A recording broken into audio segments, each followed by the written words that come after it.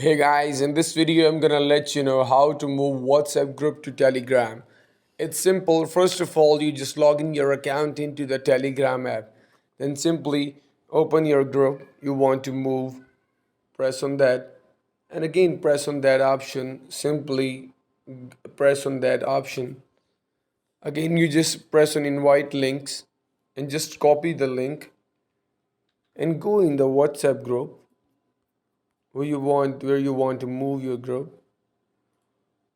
Open that group and again press on that name and simply press on group setting and press on send message and change it on only admins and press on OK.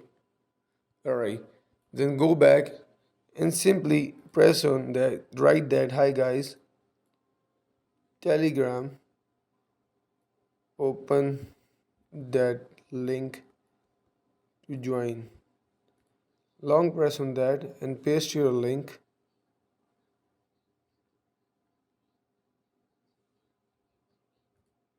and then simply send the message. The people open the link, then automatically join the Telegram group. That's it. I hope this video is beneficial for you. If you like our video, don't forget to like, share, and subscribe our channel. Thank you so much.